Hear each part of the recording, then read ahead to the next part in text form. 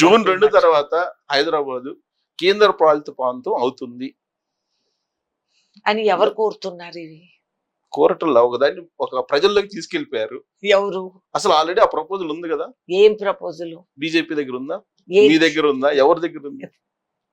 ప్రజల దగ్గర ఉంది. ఓటు వేసినాక మాట్లాడతాం. కేటీఆర్ చాలా క్లియర్ గా చెప్తున్నారు కదా ప్రచారంలో. ఐటీలో కనిపించింది అంట ఇది. గూగుల్ చేస్తే తెలిసిందా? ఎవరు చెప్పారు? అలెక్సా చెప్పిందా? గూగుల్ చెప్పిందా? ఎవరు చెప్పారు ఆయనకి? ఉమ్మడి రాజధాని అయితే అయిపోతుంది జూన్ 2కి.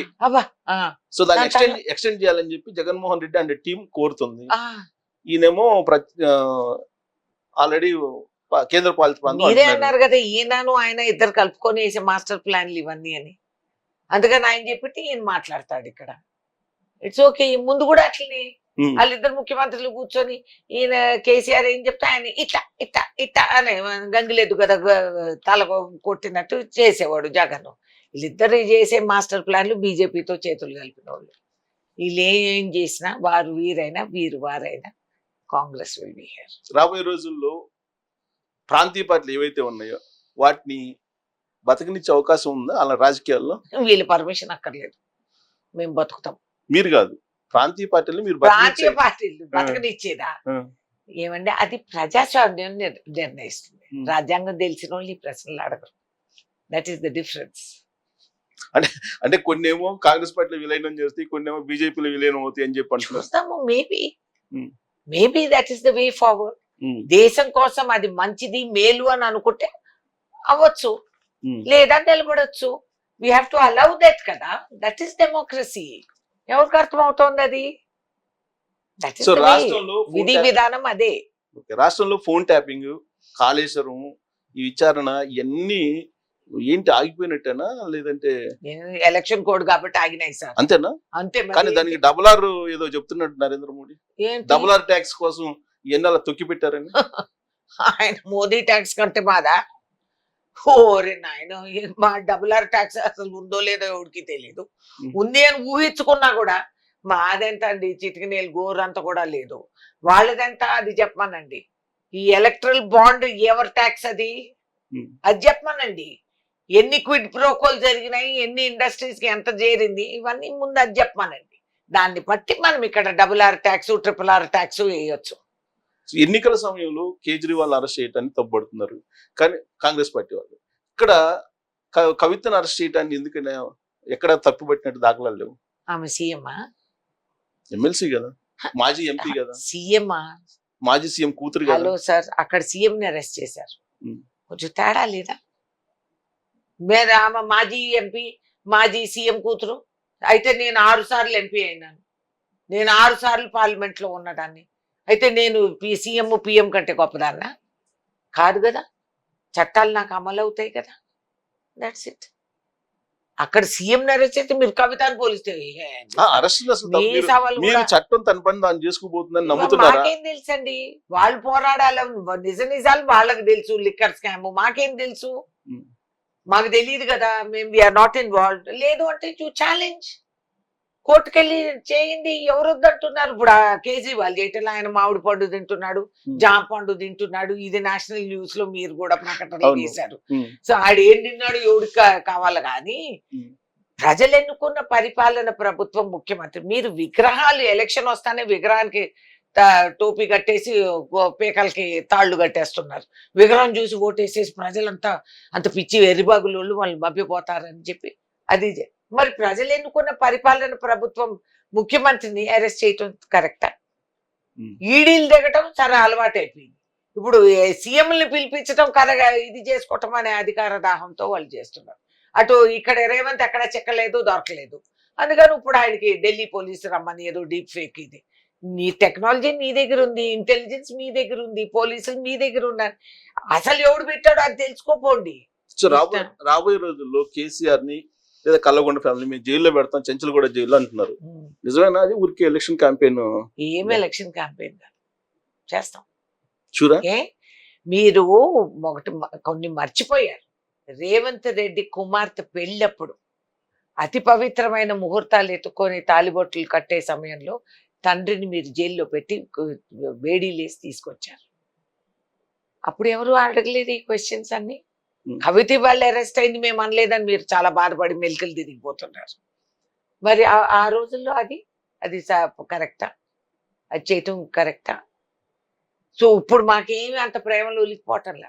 కాంగ్రెస్ వీళ్ళని పార్టీలో జైల్లో పెట్టమనేది. నేరస్తులైతే ప్రూఫ్ ఉంటే చట్టం అమలు అవుతుంది. మేము పెట్టేదేంటి జైల్లో? ఆటోమేటిక్ గా సెక్షన్లు, ఐపీసీ సెక్షన్ల కింద మీరు లోపలికి వెళ్తారు. దాంట్లో మాదేంటి? చెయ్యకపోతే మేము నేరస్తులు. If we don't interrogate, we don't investigate, then మేము గిల్టీ. ఎందుకంటే మేము ప్రజలకు జవాబు చెప్పాలి. నువ్వు చేసింది నేరం, నువ్వు ఇక్కడ ఇంత చేసావు కదా, అక్కడ అమలు చేయలేదు, ఇక్కడ దోసుకున్నావు, ఇక్కడ తీసుకున్నావు అనే మాట వస్తే దానికి చట్టాలు ఉన్నాయి సార్. దేశం నడిచేది చట్టాల పైన. 100 రోజుల్లో అమలు చేస్తాం, మొత్తం అమలు చేస్తాం అన్నారు. అమలు చేయలేదు అని చెప్పి ప్రచారం వాళ్ళు చేస్తున్నారు. సో ఇవన్నీ రైతు రుణమాఫీ డేట్ కూడా ఇచ్చారు రేవంత్ రెడ్డి ఎన్నికల ముందు పిసిసి అధ్యక్షుడిగా. ఆ డేట్ కి ఏం చేయలేదు. అవునండి, ఎలక్షన్స్ వచ్చాయి మధ్యలో, నోటిఫికేషన్ వచ్చింది, కాదని మేము చేయలేం కదా. దానికి చట్టాలు ఉన్నాయి. అయినా తక్షణం చేసి చూపిస్తాము.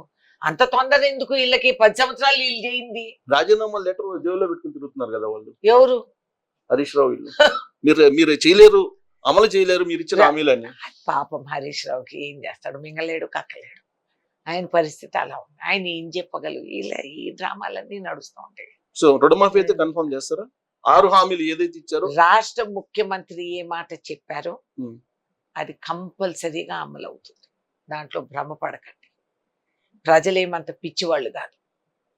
ఇప్పుడు లోక్సభలో ఎలక్షన్లో తేడాలు వస్తే అవన్నీ పోతాయని ప్రజలకు తెలుసు. కాబట్టి వీళ్ళు చెప్పే జోషాన్ని నమ్ముకొని 10 సంవత్సరాలు మీ భగవంతుడు ఇచ్చిన ఆయుసు పోగొట్టుకున్నారు. ఇంకా వీళ్ళు చెప్పే పిచ్చి మాటలు నమ్ముకున్నారంటే పూర్తిగా నాశనం అయిపోతుంది. మీరు అధికారంలోకి వచ్చిన 100 రోజులకే కరెంటు పోతుంది, వాటర్ రావట్లేదు, ఇలాంటివన్నీ చెప్తున్నారు కదా. చెప్పండి, ఎన్ని గంటల నుంచి ఇక్కడ కూర్చున్నారు? నా ఇంట్లో కరెంట్ పోయిందా? నీళ్లు లేవా? కొంచెం ప్రకృతి ఇది ఉంది. కేసీఆర్ కాళేశ్వరం డ్యాములు, కమిషన్ భగీరథే. నీ ఫామ్ హౌజులు కట్టుకొని దాని ముందు నీకు నీళ్లు ఉండాలి, ఈశాని మూల వాస్తు చెప్పాడు కాబట్టి ఊర్లన్నిటినీ తీసేసి వాళ్ళకి ఆర్ఆర్ కూడా ఇవ్వకుండా రోడ్డు మీద పడేసి టిన్ను షెడ్లలో బతుకుతా ఉండే ప్రజలు కనపడలేదు ఆయన సొంత నియోజకవర్గాల్లో. సో నువ్వు చేసిన ఇట్లా సింథటిక్ వాస్తు కరెక్షన్లు చేసుకుంటే అయ్యే పని కాదు. So don't worry about us. మీరేం చేస్తున్నారు, చేయబోతారు ఆలోచించుకోండి. రేపు జైల్లో ఉంటే పుస్తకాలు అన్నా రాయండి. చూడు, పండిత్ జవహర్లాల్ నెహ్రూ బుక్స్ రాశారు, లెటర్స్ రాశారు, హిస్టరీ రాశారు, దేశ చరిత్ర. ఆల్రెడీ 80,000 పుస్తకాలు చదివారు కదా కేసీఆర్. అవును, అదే 80,000 చదివారు. వంకాయలు పండించేశారు, బెండకాయలు, సొరకాయల మీద కోట్లు సంపాదించేసుకున్నారు. వాళ్ళ అబ్బాయి గారు, మా మధు యాష్కి గౌడ్ గారు ఎప్పుడు చెప్తారు వాళ్ళ దగ్గర ఏముండింది, ఏం లేదు, ఎట్లా వచ్చారు అన్ని. ఆ జాతకాలన్నీ ఆయన చేతిలో ఉన్నాయి. కాబట్టి ఇప్పుడు ఆయన 80,000 పుస్తకాలు చదివిన జ్ఞాని. అబ్బో, అది పేరు మర్చిపోయినాం. ఇక్కడ తలకాయ లేని వాళ్ళందరినీ ఏవేవో పేర్లు పెట్టి తెలంగాణలో పిలుస్తూ ఉంటారు. మా దగ్గర తల ఇవి ఇట్లా అట్లా అని సంబంధం లేని పేర్లు. అలాగే ఇప్పుడు ఈయన జ్ఞాని కేసీఆర్ అని పెట్టుకుంటే పోతుందా? నేను జ్ఞాని అంటే 80,000 పుస్తకాలు చదివినోడికి ఎంత అద్భుతమైన ఇది ఉంటుంది. నార్త్ సైడ్ లో జ్ఞాని అంటారంటే అవగాహన ఉన్న పెద్ద మనిషి. సో జ్ఞాని అని పిలుస్తాం. సో ఇది మ్యాండేటరీ అంటున్నారు ఈ ఎలక్షన్స్ పరిపాలనకి. రేవంత్ రెడ్డి పరిపాలనకి మ్యాండేటరీ అని ఆయనే చెప్తున్నారు. సో కంటిన్యూటీ, ప్రజలకి రావాల్సిన హక్కులు, నిధులు రావాలి, అవి అమలు చేయాలి అంటే it is compulsory that you have the chain of command. పైన రాజ్యసభలో, లోక్సభలో, అసెంబ్లీలో అందరం కలిసికట్టుగా ఉంటే ఈ గవర్నమెంట్ ఇస్తా ఉందా మీకు? సదర్న్ రీజన్స్ అన్ని కూడా ఇవాళ రోజు we are the highest contributors to the GST. ఏం ఇస్తున్నారు? నీకు చిల్లర అనకాని పైసలు పంపిస్తున్నారు మనకి, పెద్ద వాళ్ళ ఆస్తిలో వాటా ఇచ్చినట్టు, ఏదో భిక్షం పెట్టినట్టు. Hello, it's our right. We contribute much more. So ఎందుకు ఇవ్వరు? ఈ కంఠం లేపాలంటే అందరం ముక్త కంఠంతో మాట్లాడాలి. ముక్త కంఠంతో మాట్లాడాలంటే పార్లమెంట్స్ లో, అసెంబ్లీస్ లో కాంగ్రెస్ కంఠం వినిపించాలి. ఓకే, మ్యాండేటరీ అంటే చెప్తున్నారు కదా, ఎన్ని వస్తే మ్యాండేటరీ అనుకుంటున్నారు ఎంపీలు? ఏమండి, మేము 17 రావాలి అనే ధీమాలోనే రంగంలోకి దిగాం. అంటే 17 we will fight for 17. వస్తాయి. రాకపోతే రాజీనామా చేస్తారా రేవంత్ రెడ్డి? ఇది ఎక్కడ మరి రాజ్యాంగంలో ఏమన్నా ఈ ఎలక్షన్ కమిషన్ లో ఏమన్నా రూల్ ఉందా? మ్యాండేటరీ అని చెప్తున్నారు. మ్యాండేటరీ అంటే we are aspiring for that. Hmm. మేము కోరతాము, మేము 17 సీట్స్ అంటే 17 కూడా గెలవాలని ధీమాలో మేము పోరాటం చేస్తున్నాము. అవి 12 రావచ్చు, 14 రావచ్చు, 16 రావచ్చు, Hmm. దానికి రాజీనామాలు చేస్తారు. అది వీళ్ళు కోరతారులే, పగటి కళ్ళగా అంటూ ఉంటారు. That's all. Revanth Reddy fail or pass అనే దానికి ఎన్ని వస్తే ఫెయిల్ అని మీరు అనుకుంటారు, ఫెయిల్ పాస్ అని ఎన్ని వస్తే అనుకుంటారు? ఏమండి, వచ్చిన ప్రతి seat pass and we will win. మీరు చూస్తూ ఉండండి. Hmm. ఇవన్నీ ఇప్పుడు ఎందుకు బెట్టింగ్లు వేసుకోవటం? ఓకే. చూస్తాం.